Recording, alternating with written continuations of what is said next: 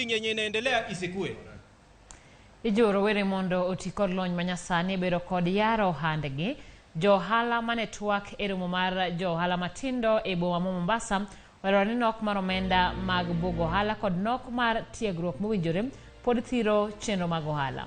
Johala go kwayo sirkal mondo kel yot e chenro mag hola mar jolo ohala matindo.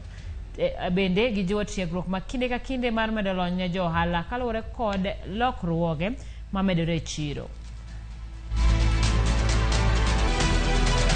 We've already taken, because we realized that there are so many SMEs, there are so many groups that are working together.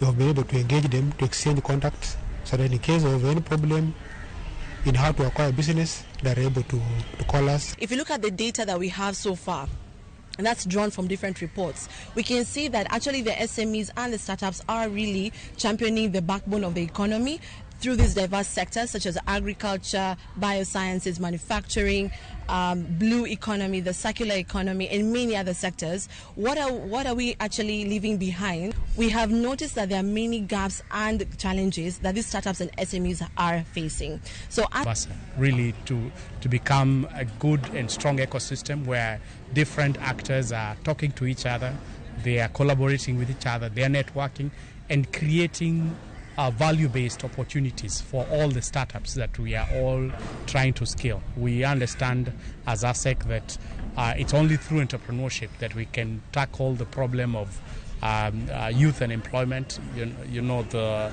age dividend that we have, understanding that over 77% of our population is under the age of 35, and they really need an entrepreneurial and innovative way of really engaging and working with them so that they become the job creators for themselves and for the future generation.